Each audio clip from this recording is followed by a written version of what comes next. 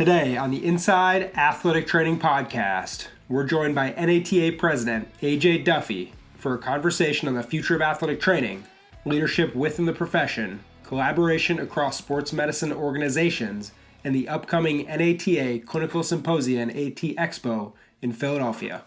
Enjoy the show. All right, AJ, welcome to the Inside Athletic Training Podcast. It's a pleasure to have you on the show and speak with you again. I know there's a lot happening in the profession of athletic training, from leadership to advocacy and the future of sports medicine, also the upcoming conference in Philadelphia that we'll get to toward the end of the show today. Look forward to diving into all that with you. But to get started, for those few listeners out there who aren't familiar with you and your career, tell us a bit about where you started, a bit about your steps toward becoming the president here at NATA and what you're doing now. Well, Sam, thanks so much for having me on the podcast. It's really, really important that we share about this great profession of ours. And before we get started, I really want to thank PBATS, all right, because they have been so instrumental over the years in giving scholarships, internships, and just being a great partner with us. And, I got to meet Ned Kenny and crew, and I really enjoy having conversations with them. So we'll organically get into that. But at the top, I really want to thank PBATS for everything they do for the NATA. It's great. That. Well, I grew up, I'm back in Michigan. I grew up in Jackson, Michigan, about 70 miles from the ballpark. From the corner, as we used to call it when I was growing up. For those that don't know, the corner was Michigan and Trumbull, home of the Briggs Stadium, then Tiger Stadium for many years until Comerica Park came in. I'm a proud alum of the University of Michigan. I was there back in the late 70s. It really found my niche in athletic training. From there, I headed off to Tucson, luckily enough to get into, at the time, the #1 athletic training education program run by Gary Delforge. And it was really, really instrumental in Arizona with a number of leaders that have come out of the 450 or so graduates of his program. 25 are in the NATA Hall of Fame. So leadership is key out of his program. From there, I ended up in Philly, Temple University, for my first job, and I really enjoyed getting into Philly. Not having been near a big city most of my life, but getting into Philly and finding out that it's just a bunch of neighborhoods, that people, it's a sports city, it's a blue collar city. Temple University really is instrumental in what the city of Philadelphia is all about. Right. I stayed right there. I went to PT school down in Center City. And it was funny, the first, in September that year, Russ Miller called me. And you may remember Russ. Russ was the longtime athletic trainer for the Detroit Tigers. He said, "Hey, you want to come back and work at your alma mater?" I go, "Russ, what are you doing? I just started PT school." He goes, "No, don't worry. We would really like to have you work for us." So I worked with ice hockey for 6 years. And then Widener University came a-calling. And Widener University is a small Division III school nestled in Chester, PA. It's part of the flight pattern. If you fly into Philly, you're going to see it. And I said, "Okay, I'll bite. We'll move out there for 4 or 5 years." And nearly 35 years later, I retired from there in the fall of '84, or I'm fall of '24. Sorry, but really, Widener gave me the opportunity to really give back even more to this great profession of ours. People grabbed me and said, "Hey, I need you to do this." My first true experience was my last couple of years at Michigan when a colleague of mine, Rich Ray, who was at Hope College, said, "Hey, need you to do this for us, to be the liaison officer for the Michigan Athletic Trainer Society." I said, "Sure, what's that mean?" He goes, "Whatever you want." And I ended up putting together the first directory of all the athletic training societies throughout the country. Back then, the internet was in existence. In the most highly anticipated game was Pong. you know, Oh yeah. on that. So, and so then I moved back east, and some colleagues said, "Hey, we'd like you to try this." So one thing led to another. I became president of the Eastern Athletic Trainers Association and president of the Pennsylvania Athletic Trainer Society, and then became a district treasurer, district director. And then I said, I think I might be good at this president thing. I'd like to try it. And the first go round, I didn't make it out of the boardroom. And then lo and behold, 5 years or 3 years later, the opportunity came again. And I said, hey, my wife, Monica, really encouraged me to go for it. And I was fortunate enough to take this seat as president of nearly 35,000 members, and advocate for nearly 70,000 athletic trainers across the country. Yeah. No, quite a ride, obviously, as you just explained. And I want to talk a bit about your thought process as you were running to become the president, earn the election. When you got into the office there, was there a core reason you wanted to do it outside the advocacy of those professionals? Had you always seen yourself in a leadership role like this? What was your main reason for wanting to do what you're doing now? The main reason was just to enhance the profession in many different ways. I felt that one of my key assets is the ability to meet and greet with people and talk with them. And athletic training has gone through a lot of transition over the years. Sure. And from having an internship program to just a bachelor's program, to in 2015 it was adopted that we have a master's entry level program. And each step along the way, our profession has gotten better and better and better. We have more education at the collegiate, at the institutional level for our professional degree. And I thought that, hey, I think I can help move the needle a little bit, and get us in the right space, talking to the right people, working with the NATA staff that we have, so that we can move forward.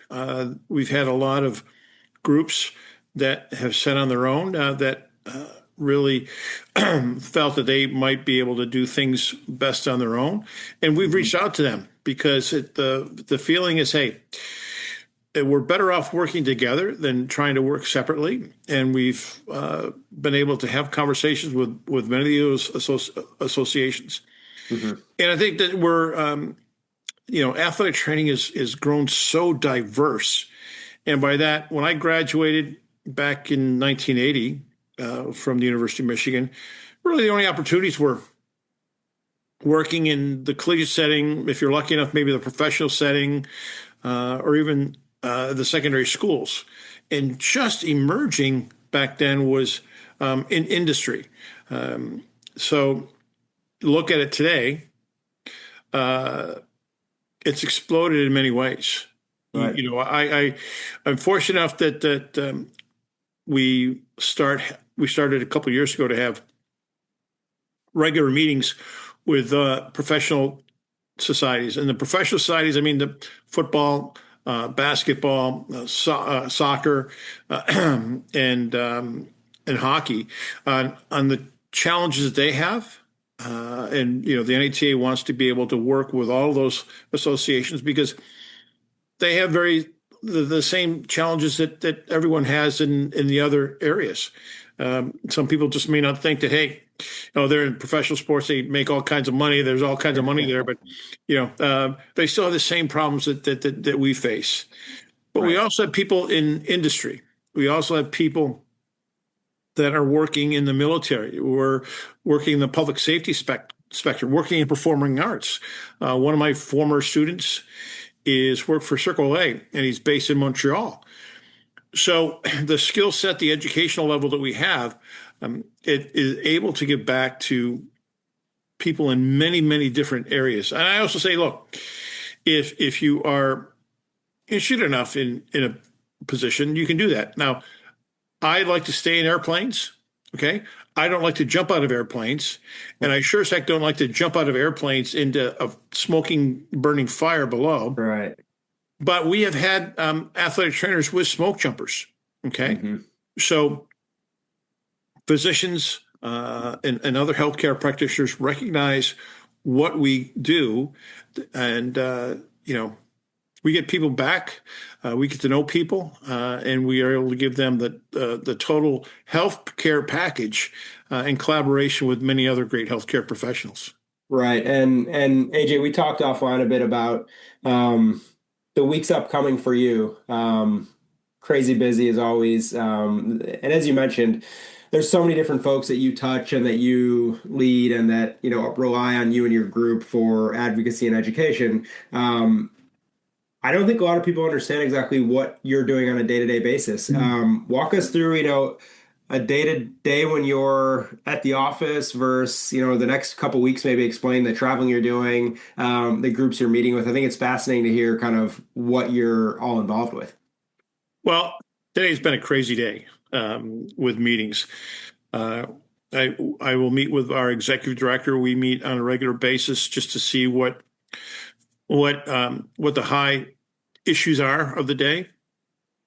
We had a committee, all our committee volunteers. We had an orientation for them today to just kind of help them as we prepare to change. The changing of the guard happens in about a month in Philly, where our committee chairs and new and committee volunteers will change over after a 2 or 4 year cycle. Right. I also meet regularly with the other associations, so that we can just kind of level set where we're going for this great profession. We have great advocacy work in DC. Our governmental affairs group team headed by Deanna Kirkendall are knocking on the doors of Congress to find out where we fit in, how we can modify things, how we can change things. We are looking to get recognition by CMS, which is a tall order. We would like to get a DHA recognition through the Department of Defense. And we've made some inroads with the Department of Defense because one of our biggest wins in the last year it was about a year ago. I was in Chicago awaiting a change of flight, and we get a call that the Holistic Health Fitness Program, the Army was going to scale it back. And we had several athletic trainers that worked in that space, and they worked directly with strength coaches. And we had the stats that show that we were very, very effective in reducing time loss, making sure that those folks in the Army stayed in their battalions and didn't have to go to the various hospital settings. And over time, through the call to action, we had over 16,000 emails sent to DC to talk to the various Congress people there. And, last fall, it ended up that they said, hey, look, you know what? We see that this is a very robust program, that you work very well with the military personnel, work very well with the strength coaches. And we're going to continue that program, and we're going to add more athletic trainers to it. So, that's one win. The other is in various states, South Carolina, Tennessee come to mind with the recent upgrades in their Athletic Training Act.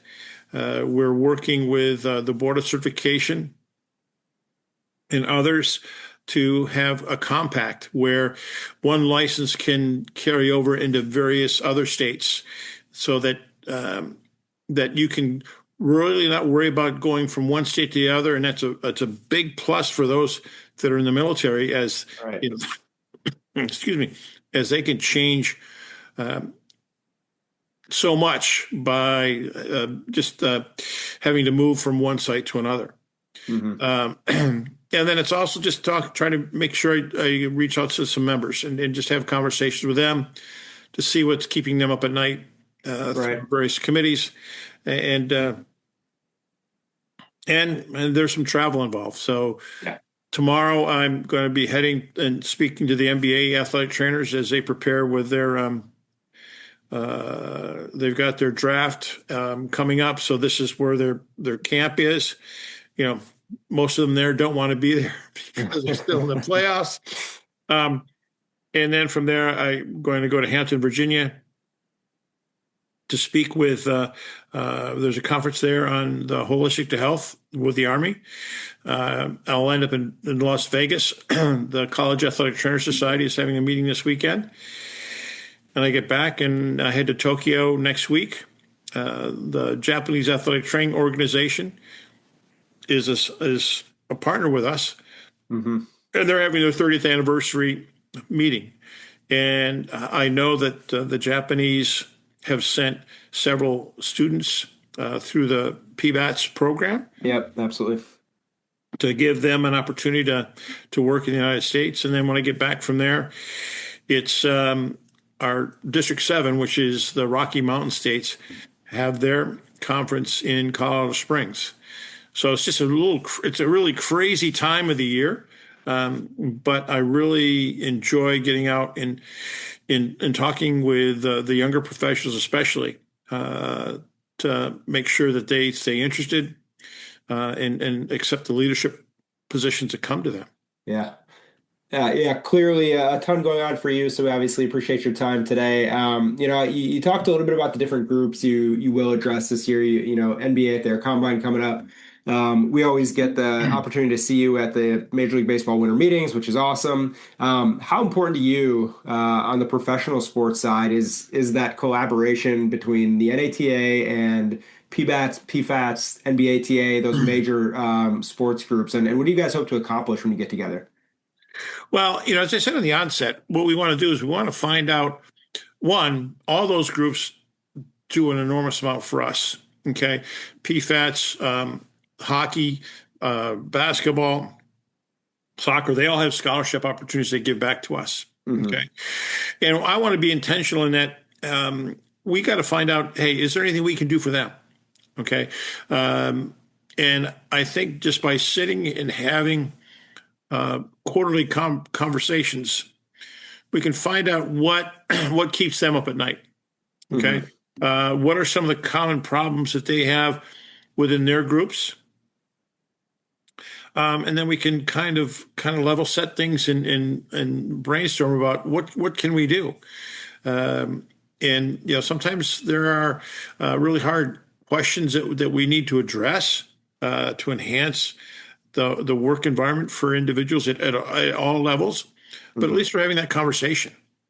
And I think it really helps to have those groups talk to each other as well. And sometimes I can just be a facilitator. Mm-hmm. And at the end of the day, what we're all striving to do is to enhance the well-being of the clients, of the athletes that we treat and see on a day-to-day basis. Right. So I think that it helps them all be better at their craft. Mm-hmm. One of the questions I ask them is, we've heard from various sources, hey, is there a shortage of athletic trainers, at the various areas? And truth be told, I think we've got more athletic trainers now, but if you look at the various groups, they're hiring more and more athletic trainers. The staffs, and I think that you've probably seen it, Sam, in the tenure you've had with PBATS, the number of athletic trainers that are at each big league club. So the expansion is at the professional level. The expansion is at the college level. So we need to make sure that care extends down into the smaller colleges, into the secondary schools. We want to make sure there's appropriate medical care at all those sites, so those individuals can have be moved to the proper care when they need it. We want to prevent, obviously, death. Is the most obvious thing, but we want to make sure that they are can play and practice the top of their skill whatever that is. Yeah, that's a great point that you make there, AJ. Is we were just in Boston with the Red Sox staff this past week for an event, and they have, I think they travel maybe five, six, seven athletic trainers, and that's great. They have the resources to do that. It's awesome that players get individualized care and so forth. And back in the day, it used to be I had an assistant at most. Things have changed quite a bit for the better. When you hear people talking about, is there a shortage of athletic trainers? Is there a shortage of qualified or ready athletic trainers for the professional sports level? What are you hearing most in terms of the answer there? Is it becoming more difficult to earn those qualifications with the master's program, things like that? Is there actually a shortage, or do you think, like you said, in baseball, for example, there seems to be a lot of resources of athletic trainers there who are ready? Yeah, I think I think there are there are a number of athletic trainers out there. The programs are, we'd like to see more students come into the program. So I think that where we can address the issue is to start sooner at Hmm. the junior high and secondary level with just saying, hey, look, this is a great profession to Yeah. join and to consider. And they see these at the other end, which kind of pulls people through, are well compensated jobs. Okay. Right. At any level, whether it's professional sports, college sports, industry, the military, we just have to make sure that they're informed of that, and that we continue to talk to prospective employers about the value of athletic trainers, about the risk mitigation that we can do, about the injury prevention we can do. And we're getting out there and we're talking to more and more people about that. Hmm. Yeah.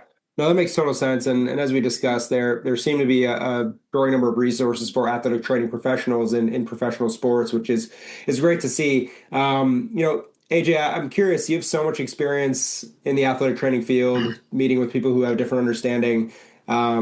We all in this field know it takes someone who wants to serve, lead others, help others. It's a very unique profession.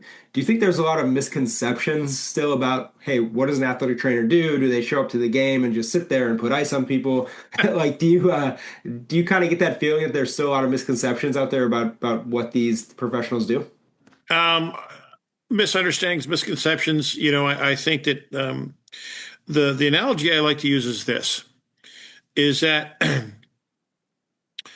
the more that we are able to access and talk with people about what we do, people will understand, and Hmm. both on the professional side, the physicians in the medical field, and the parents. Um, if you're established at a secondary school, small college, uh, when a parent is sitting in the stands and they see the athletic trainer run out of the field, okay, they know that their son or daughter is going to be cared for with the utmost care in the profession. Uh, that's what I most appreciate about what I was able to do. I was embedded for 34 years. I would have students call me after the fact, and say, "Hey, look, my son has an issue. Would you mind talking me through this?" So yes, we were able to educate, and we're going to have to continue to educate various people. Yes, it gets frustrating that we have to continue to do that, and we're 75 years into our profession. Hmm. But when they stop asking, that's when I'll worry.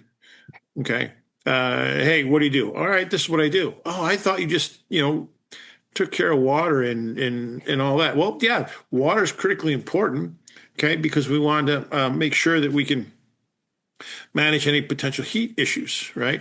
And over the last 5 years of my practice, the mental health aspect of things really came into its Right. own, and I was very, very happy that at our institution at Wider University, we had a great collaboration with our CAPS, our counseling center, our student health center, and athletics, that we were able to collaborate and talk about concussions and talk about enhancing mental health care for the student athletes, because it doesn't matter what level it is.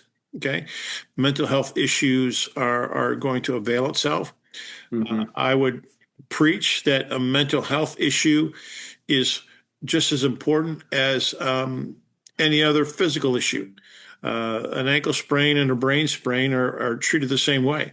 You get to the root of the problem, find out what is causing the issue, and work with them to better themselves.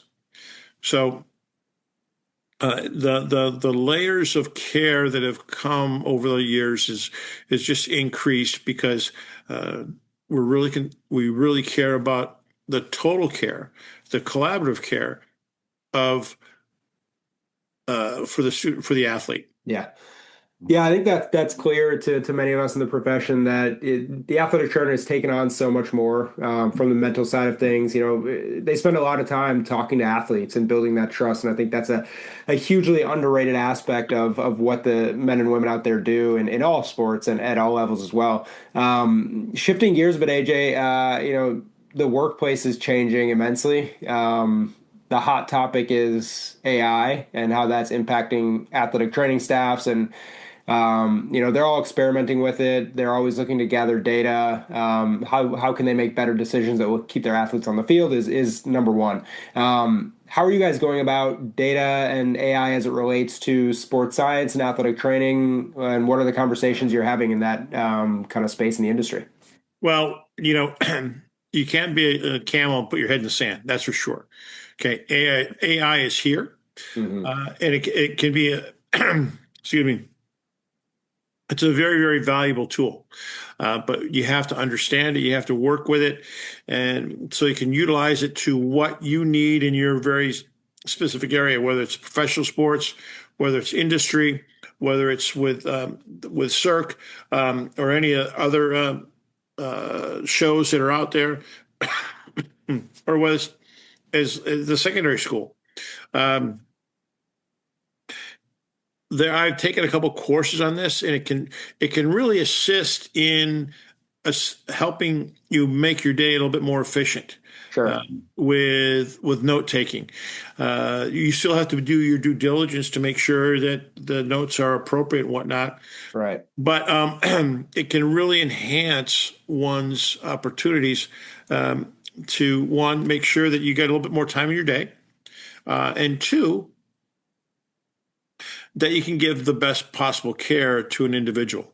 You know that they're going to that the individuals that you're treating are going to go and look up the various injury issues that they have and come back prepared and have questions for you.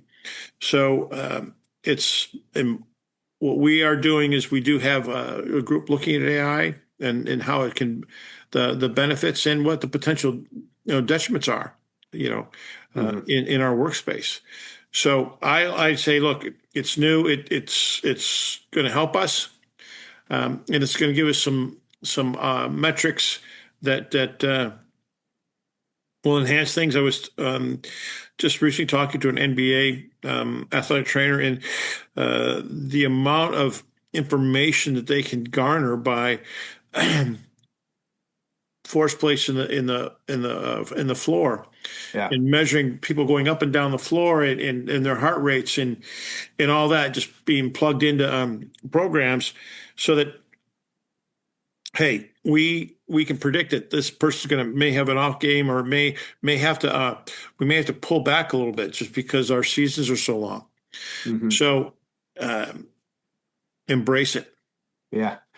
That's a great way to say, you know, you can't just sit around and wait. But, you know, on the other hand, other side of things, AJ, you know, you have experience dating back decades. How important is it for the athletic trainer to still hold on to those aspects of the old school way of doing things and, you know, just having conversations, being a human being, communicating with your athlete versus you know, getting too much data and having too many things to analyze? How do you balance that, or how do you recommend a young athletic trainer balances those aspects of the profession? Well, regardless of what information you have, okay, we are still a people organization. Okay, Hmm. we deal with individuals that are going through the highs and lows and of their lives. Okay. And it's important that you just sit and have a conversation. The old adage I've heard time and time again is they don't care how much you know until they know how much you care. And it's important that you are able to sit down, shut out the external environment, and listen to the individual. I was at a meeting up in Calgary for the Canadian Athletic Therapists Association, and one of the themes was that we will go in and already with a prejudged idea of what the issue is, and healthcare workers will interject every 10 to 15 seconds instead of letting the person sit back, relax, and explain to you in their own words what the situation is. Right. So we can never, ever lose the fact that we're a people profession. We need to be able to look, listen, and feel to the person and help them come up with a plan. And I mean that in the past, it was, okay, this is what you're going to do. This is what we're going to do. And you're going to have your MRI tomorrow. You'll have surgery next week. And you can just see their head going, what the heck's going on? Instead of, okay, here's what the situation is. Okay. If we need to bring mom, dad, whoever their circle is, let's bring them in and have the total conversation. So a decision can be made in their best interest. We've got to, and you can't do that without listening. And listening is actively being engaged. Right. To me, that is the single most important aspect of things in this profession. And when you're embedded, and by embedded, I mean, you're there every day. So you could be in the military, you could be in industry, you could be in the traditional athletic setting, right? You get to know them. But I think it's important that by listening, we learn. And then they will trust your judgment as you move forward. And like you say, if you're in it long enough, you'll have people call you, 10, 15, 20 years later and say, hey, look, I got a 12-year-old son. Can you take a look at his wrist? Yeah, bring him on. Yeah, those relationships with your athletic trainer never go away. Same for me and my college athletic trainer who I had on the show and still stay connected with. You spend so much time on the table with those people. It almost becomes like family, which is awesome. Well, AJ, one of the biggest events of the year in athletic training is the NATA Clinical Symposia and AT Expo. This year, June 29th to July 2nd, the 77th version of this will be taking place at the Pennsylvania Convention Center in Philadelphia. Under 2 months to go. Registration does end May 31st for anyone out there listening who might be attending. Talk about what you're excited about this week. I know it's huge for you, huge for vendors, huge for professionals. What's the main theme this year that people can expect to see? We don't necessarily have a theme per se, other than come and enjoy, come and learn. Okay. It's really bizarre for me. I made my flight. Made my flight to go to the meeting when I used, I lived in Norwood in Delaware County, which is 4 miles from the airport. Okay. So I could just drive up into Center City. First and foremost, the educational program is going to be second to none. We're catering to the athletic trainers. Okay. And if you're an athletic trainer, I'm in the performing arts, I am in military. Well, we have tracks that you can follow so that you can stay within that realm of what you want to do to improve yourself, so that when you go back to your job, you're going to be a better athletic trainer. You're going to be a better person. The other thing that the convention affords the opportunity to is interaction with people from across the country. Right. You develop friendships.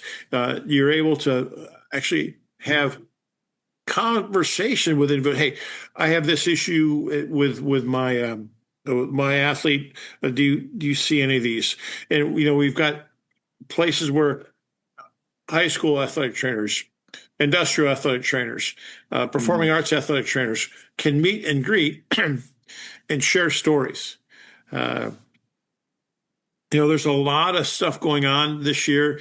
It's the 250th anniversary of the country, and a very short walk away is the Independence Hall in Independence Mall. And there's a lot of festivities going on, and that's going east from the hotel and the convention center. If you go west up the Parkway, Welcome America. Philly knows how to put on a 4th of July celebration, and we butt right up into the world into that. We also have the World Cup is going to be in full swing. There will be games that bookend the NATA meeting. The last of the round robin will occur the Saturday prior. And then one of the first knockout rounds will happen on July 4th in Philly. But I am really interested in the most important anniversary it's the 50th anniversary of the release of Rocky. Okay. And I've been told that Rocky has been moved to the top of the Art Museum steps. The Art Museum is a great place to run up. It actually is from the top of the steps. It's my favorite view of the city, and so you want to come and meet the people. You want to come make new friends. You want to come and enhance what you know, and there will be hands-on sessions. So it's a great opportunity to meet and greet people from all across the country. And as you said, the registration goes up on June 1st. And if you're into baseball, guess who's in town? It's the Battle of the Commonwealth with the Buccos and the Phillies and the Fightins, down there in South Philly. And I know that the All-Star game is going to be in Philly this summer as well, too. So there's just a lot of opportunities for you to enhance what you want to do, regardless of your area of expertise. There's going to be a niche there for you to enhance your practice. Right. Yeah, and for everybody out there, the AT Expo is a great way to see different products, see vendors who might have an impact on your career. Joe Roush from the Phillies and a PBATS member and a PBATS executive board member is going to be there giving a presentation on PBATS behalf. AJ, do you have any, when you guys set out to plan this, there's so many great speakers. Daryl Conway will be there from the University of Michigan and many others. How do you guys go about making those selections? I know this is a very coveted speaking arena. For those out there who might want to, get into this someday or present at NATA, maybe that's a dream of theirs. How does that process work? Well, the process is changing. Okay, from the standpoint that we're reevaluating everything, and part of that is the process of speaking at our national meeting. Kevin Miller, who is our convention programming chair, he and his group do an unbelievable job at evaluating everything that is sent into them. On what we need, there's metrics that are followed, and then the slotting mechanism is done by hand, because what they do is every area of expertise has got a certain colored Post-it note, and then they kind of put it up on a wall by day, and so they can take a look at it and make sure that nothing is not too congregated on one day as compared to the other. So the process, I believe, is going to open up in August this year. So that you can, but more information will be on that. And we hope you can join us in Philly. But if not, there's going to be, an enhanced on-demand version. And we're also pleased to announce that we are partnering with the American Orthopedic Society of Sports Medicine in Seattle in July 8th, on doing a program that's going to focus on the management of the three most critical emergency situations in sport: sudden cardiac arrest, head injuries, and cervical spine injuries. And that gives our members an opportunity that they may not get to Philly, that live out in the northwest part of the country, to go there as well. But we'll have great on-demand things. The CEUs, again, are important. The return on investment that we feel will be very beneficial for the member. Right. And for the listeners out there who are thinking of attending, new for 2026 for the convention, up to a maximum of 40 CEUs for an in-person attendee, with 25 of those coming from the on-demand area of the course. And I think that's awesome. Like you said, there needs to be value coming back to the attendee, and that is in the form of CEUs and networking and meeting people. And there's so much awesome stuff going on there. So many PBATS members have attended and will attend in the future. Again, June 29th through July 2nd in Philadelphia for the 77th NATA Clinical Symposia and AT Expo. AJ, I know you're a busy guy. We're going to let you go here. Any wise words and final piece of advice for the younger athletic trainers out there just breaking into professional sports? I think that the key thing is persevere, right? Be a sponge, okay? Realize that if you're working sporting events, that nights and weekends are going to be part of that. But also realize that the older members of the profession have learned and are able to work and balance things, so that work is the work-life harmony is much improved. I'll leave with two of my favorite quotes. One was on the desk of Charlie Thompson, who was a longtime athletic trainer at Princeton, and he was a classmate of mine at the University of Arizona. Is are you prepared to have a conversation that matters? Okay, yeah. Don't be afraid to have those conversations. And then the other one is, buried feelings never die. So you may think the conversation you're going to have is going to be a little bit challenging right now, but if you put it off, it's going to be even more challenging in the future. Learn, keep your nose to the grindstone, ask questions, and good things will come your way. I know it has. I know it has for me. I'm very blessed to have been in this profession as long as I have, and I never felt that I worked a day in my life. Yeah, no, that's great advice from a wise man. So AJ, we appreciate it. I know you're busy. Thanks for all you do for PBATS and for the profession of athletic training, and we look forward to seeing you down the road this year. Sam, thanks a lot. Be well, my friend.